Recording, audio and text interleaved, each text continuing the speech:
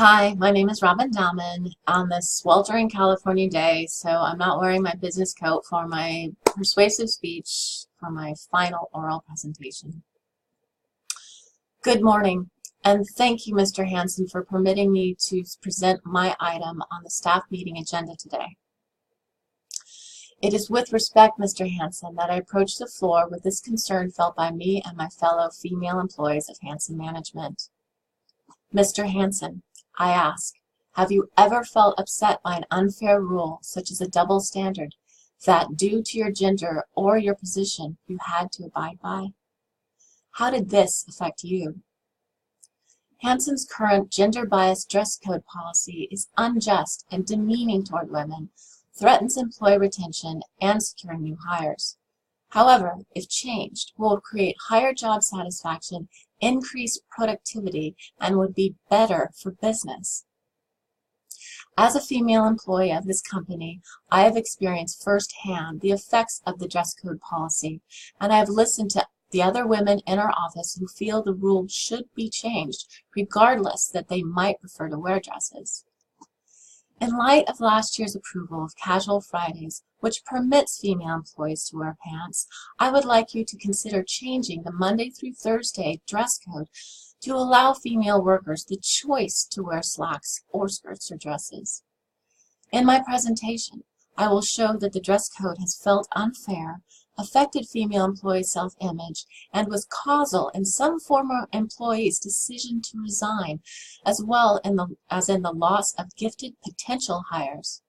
And changing the policy will create more job satisfaction, increased productivity, and likely happier clients, resulting in a more successful business that is also attractive to new clientele. First, I will outline the reasons why the policy needs to be changed. According to Miranda Valborn Esquire, an employment lawyer and author of #MeToo, A Practical Guide, Title VII of the Civil Rights Act of 1964 protects employees from gender-based discrimination and considers a policy as infringing upon rights if it negatively impacts an employee of a particular gender. How do you think the dress code affects us female employees? A study in the academic journal Social, Psychological, and Personality Science showed that what we wear not only influences the way others perceive us, but also impacts how we perceive ourselves.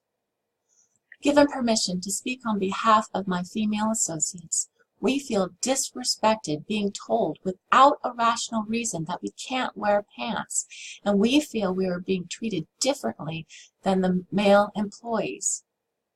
Because of this, our self-esteem is lower, and our attitude toward our job and our identification with Hansen are adversely affected due to feeling less satisfied at work.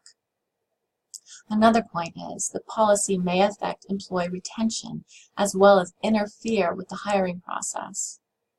We have lost 2 talented female employees over the past few years who disclosed to me personally that part of their decision to leave was based on the unfair dress code.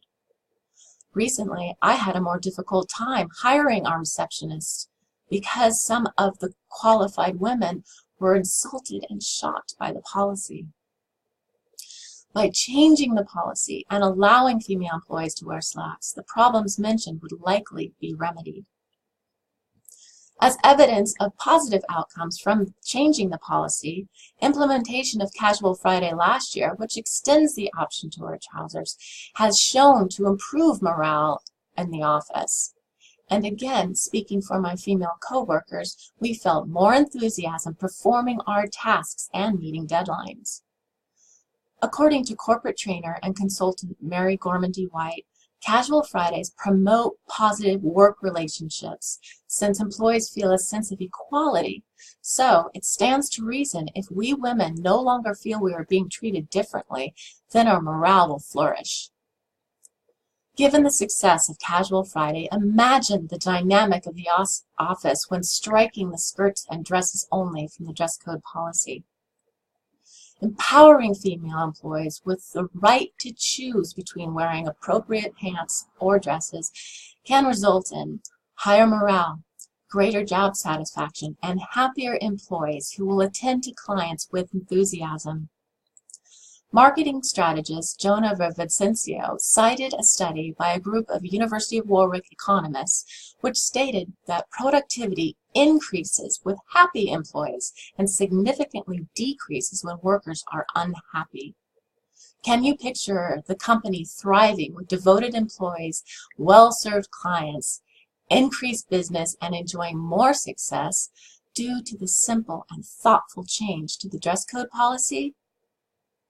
In conclusion, I ask that you consider the few vital points I made as an argument for adjustment to our company dress code, how the rule negatively impacts female employees and thus Hansen management. I feel compelled to stress how casual Friday dress has positively affected morale, which is a likely indicator that changing the current policy will result in greater happiness, causing an increase in productivity and therefore a more successful company with loyal clients. Keep in mind the words of a University of Warwick economist. We find that human happiness has large and positive causal effects on productivity. Positive emotions appear to invigorate human beings. So I ask that you reauthorize the dress code policy to stimulate positive feelings and therefore promote employee productivity.